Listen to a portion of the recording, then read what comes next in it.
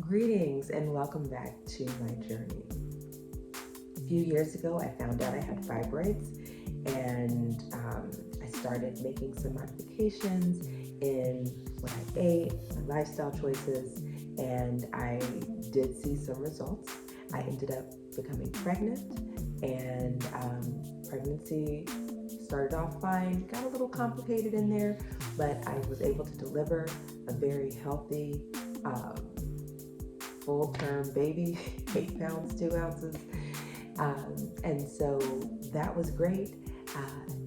He is now 2 years old, and now that he's 2, he's no longer nursing, and I am able to just attack these fibroids. So in this video, I'm going to give you a quick update as to my fibroid journey from, I think the last update was at 6 weeks postpartum, or maybe even a couple of months postpartum. So I'm just going to give you an update as to where I'm at now and what my vision is for the future. Thanks for tuning in. All right. Right after I had my baby, my auntie actually told me about Chef Aki's fibroid elimination diet. So I tried it at that point, was not successful with it at that point because it was affecting my milk supply. So I pressed pause on that, continued. So a year later, I decided, all right, let's now try the fibroid elimination diet. I felt like I had better control with my time. I wasn't burning through as many calories as I was at the start of my postpartum time. And so, because like when you're nursing, it's crazy. You just need to eat constantly. And so that's, again, why it didn't work for me to cut out wheat, meat, all that stuff. So anyway, when I did pick up Chef Aki's fibroid elimination diet, I tried to stick to what she was talking about. I did not do any of the supplements because I was still breastfeeding. And so I didn't want to, A, affect my milk production, or B, be passing on, things that could be, not handled by my child's system as well. So long story short, I started in, I think, September of 2020. And at that point, I went hard. I was not like, oh, I need to eat this. No, I just was eating what I was supposed to eat. I cut out regular potatoes. I cut out regular sweet potatoes. And so I was doing the purple sweet potatoes. If I had a sweet potato, there was no wheat, no meat, no dairy. I was using some of her recipes. And then, and I will say, I didn't even buy all the stuff that she talked about in terms of, like, it's not condiments, but like some of the extra stuff. I would get Dino Kale, but, there were some things I never purchased. But anyway, so I was trying to stick to that. And my stomach started off really hard. It's just, you touch where the fibroid was and it was just rock solid. And so after a few months, I was, number one, watching my stomach go down. I took pictures where I can see, when it was a little bit bigger, and you definitely see this fibroid. And I was watching it go down, and then I was feeling my stomach actually become soft. It was no longer rock hard to the touch. So I knew things were moving in the right direction.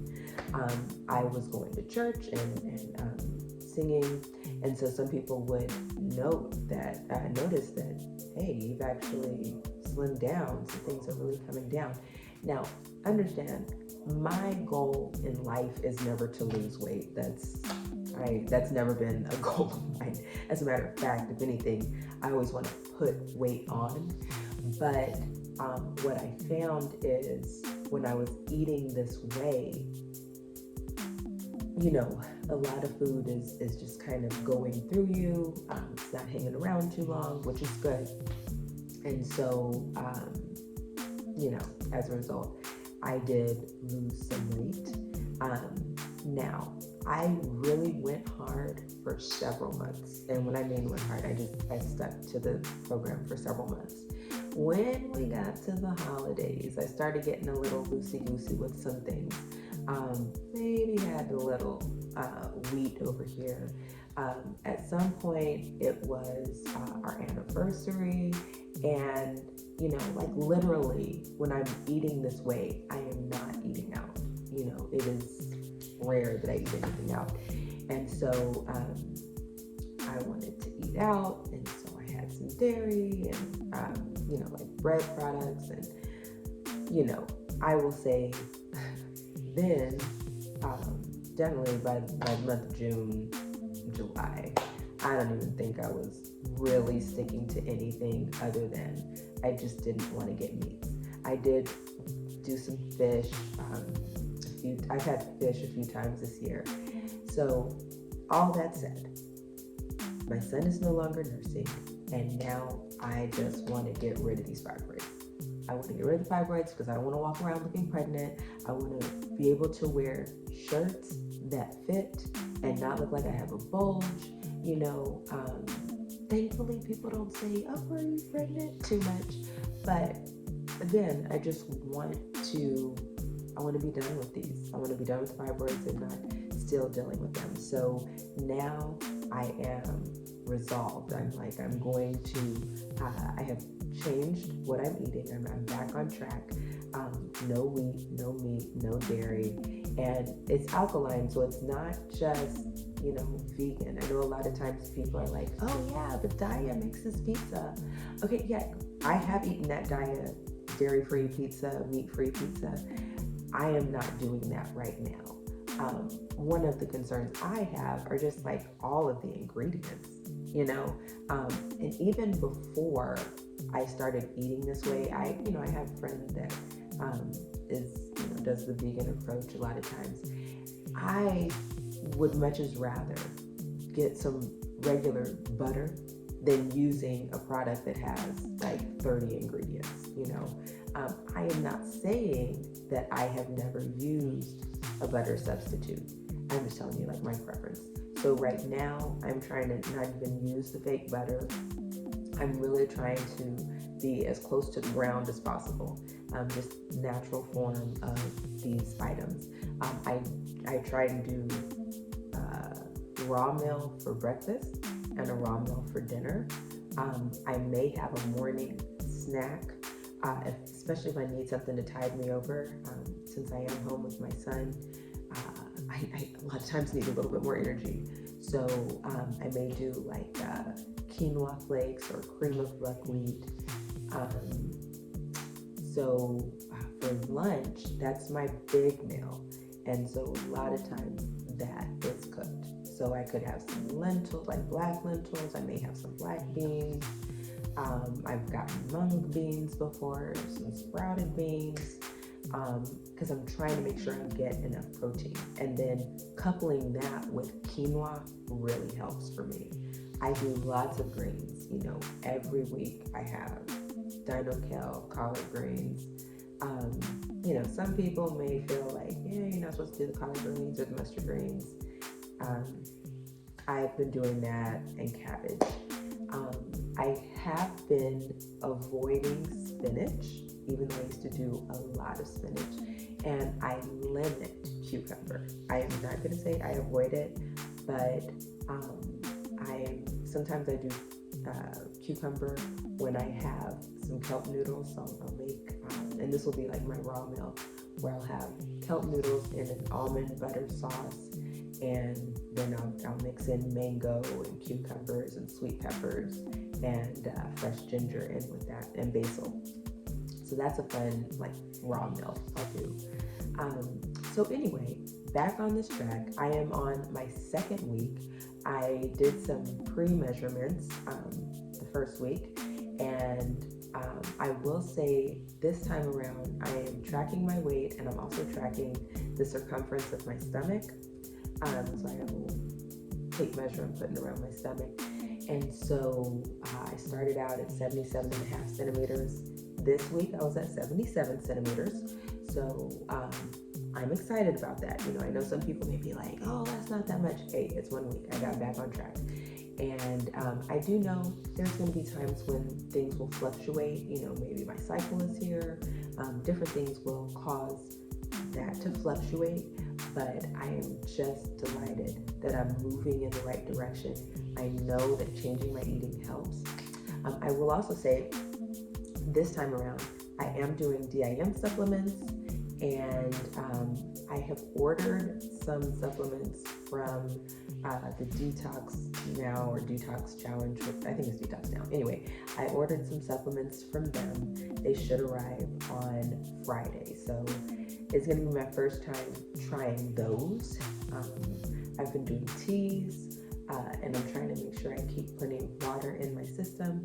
And you see my gear, I worked out today.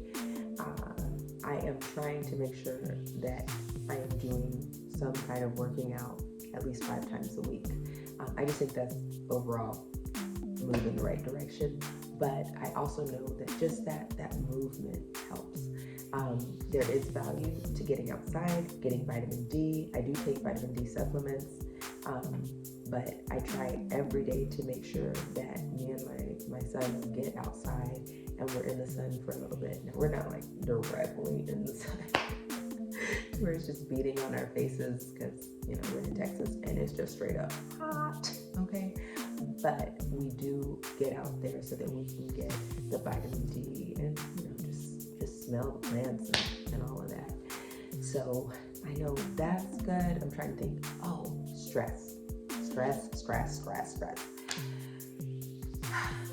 I am having to really make sure I monitor my stress levels.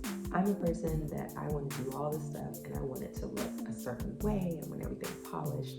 And so there are times when I just have to pump the brakes and say, okay, what is a reasonable chunk for today? So by having schedules, by making sure I budget for just no time where nothing's scheduled, that has been helping out tremendously. So I really think that's my update. Yeah, I don't want the video to be long for no good reason. All in all said, this is my second week of this challenge where I'm trying to eat better. My goal is to look at myself by the end of this year and see a pretty flat stomach. That's my goal. And I don't want it to be flat because of anything other than the fibroids have shrunk. I want them gone. I just want to go back to, kind of what my stomach looked like even before pregnancy. But I will tell you, I am so thankful for my child. I am thankful that God blessed me and my husband with him in spite of the fibroids. So I know that God can work in spite of them. The fibroids don't stop him from doing what he needs to do. I just am hoping to kind of enjoy life without them. In terms of symptoms, I have been blessed, you guys. There at no point has been heavy bleeding during my delivery. At no point did I have any blood loss issues. The worst thing probably was during the pregnancy that I had anemia, and so then I had to get iron transfusions. But since I have been fine, in terms of cramping, and I don't get those headaches, that's what I get. Now, my headaches are not so severe to where I can't do anything. And I'm actually a person that tries to avoid taking medicine as much as I can. There have been a couple headaches when I wanted to take something, and I think I did a few weeks or so ago. But I started back with the DIM. I know the first time I took DIM, I did not get headaches. I will say last week was my first week of kind of this detox and whatnot. And I did have a few minor headaches during that.